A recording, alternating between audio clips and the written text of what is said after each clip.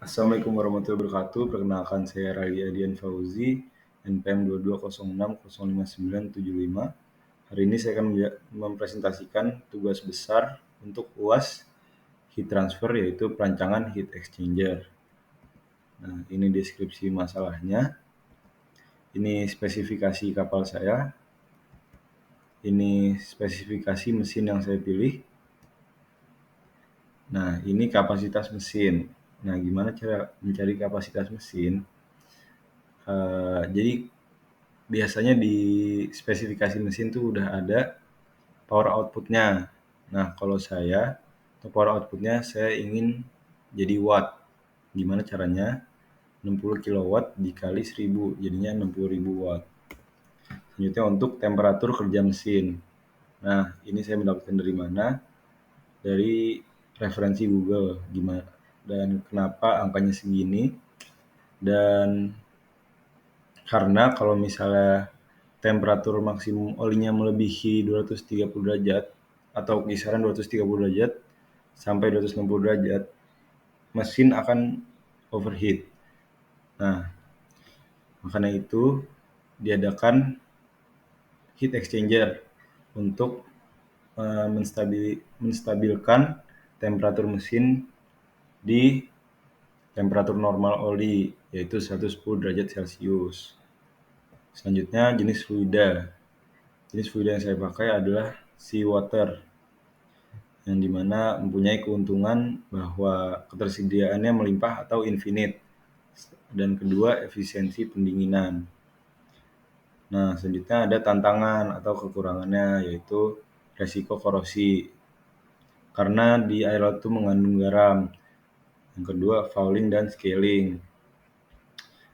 Fouling itu apa? Fouling itu endapan mineral seperti kalsium dan magnesium dalam air laut dapat menyebabkan pengendapan pada permukaan perpindahan panas.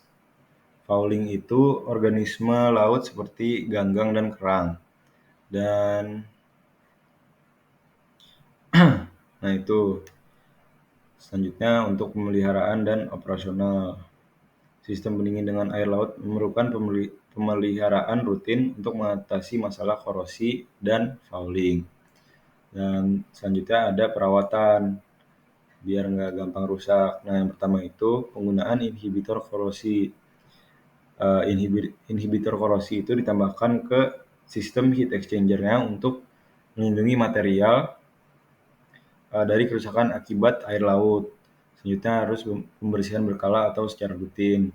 Selanjutnya menggunakan material yang tahan korosi. Dan keempat, harus dimonitor dan inspeksi secara rutin agar tidak harus mesinnya nggak harus diganti, jadi bisa diservis.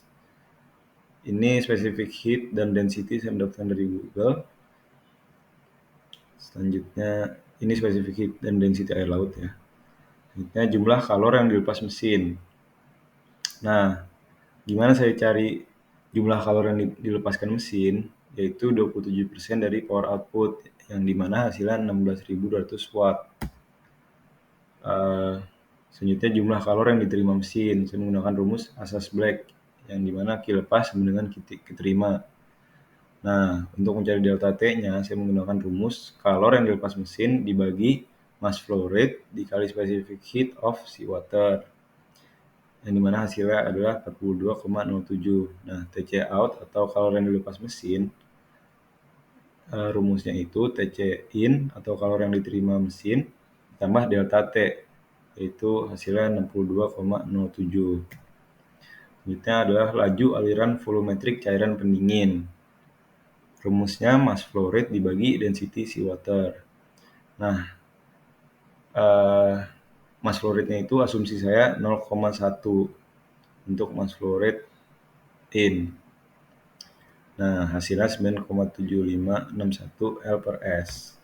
Selanjutnya dimensi alat penukar kalor LMTD atau log mean temperature difference. Rumusnya itu Q sama dengan U dikali A dikali delta TLM. Rumusnya delta TLM itu apa? THI dikurang TCO dikurang THO dikurang TCI per ln THI dikurang TCO per THO dikurang TCI. Nah, hasilnya didapatkan 60,355961.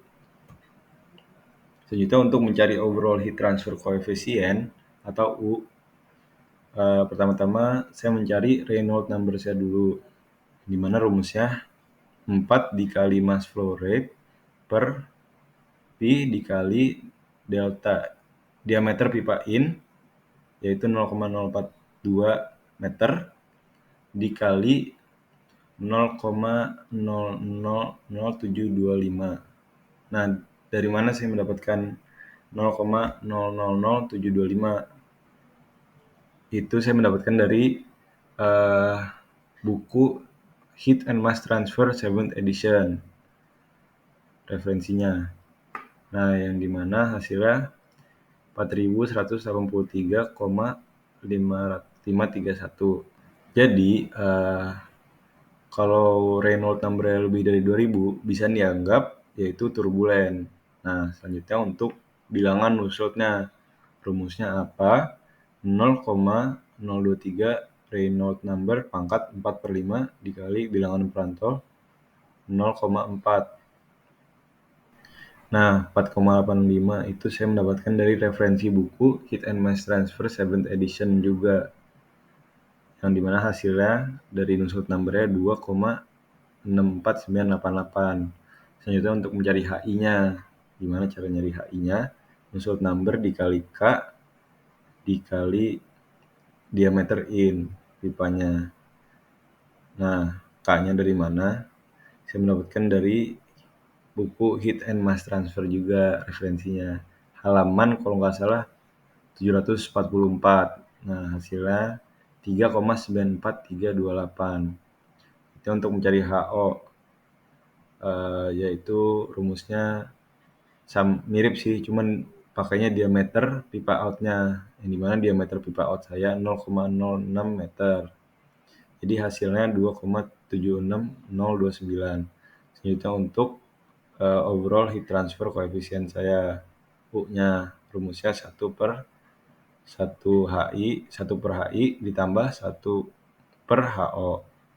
Dapatkan U-nya 3,94328. Nah, selanjutnya untuk mencari ukuran shell tube-nya. Nah, ini L atau panjangnya, yaitu Q dibagi U dikali P dikali diameter in, yang tadi 0,042, dikali delta Lm atau log mean temperature difference. Hasilnya didapatkan 3,27007. Selanjutnya untuk areanya, saya menggunakan rumus Q mesin dibagi delta TLM dikali U. Hasilnya 6,8067. Nah, untuk L tester ini apa? Untuk kalau menurut saya ini buat perbandingan apakah hasil yang saya dapatkan itu jauh dari sini atau dari L testernya. Dan kalau menurut saya, kalau misalnya tidak beda jauh, di sini kan beda 2 komaan. Jadi menurut saya ini tidak apa-apa L-nya.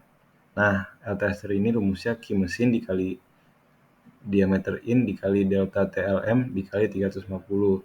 Nah, 350 ini dari mana? Nah, ini saya dapatkan dari tabel overall heat coefficient U-nya.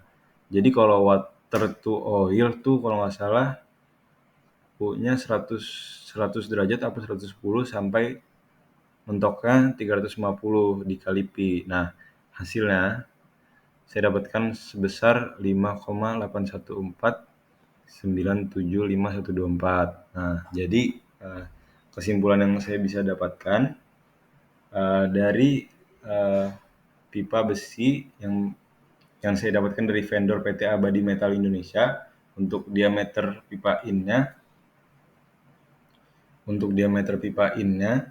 itu 0,042 meter, dan untuk diameter pipa outnya 0,06 meter. Dan hasil panjang pipa yang saya dapatkan sebesar 3,27007 meter, yang dimana masih muat di kapal saya. Sekian dari saya. Mohon maaf bila apabila ada salah kata. Wassalamualaikum warahmatullahi wabarakatuh.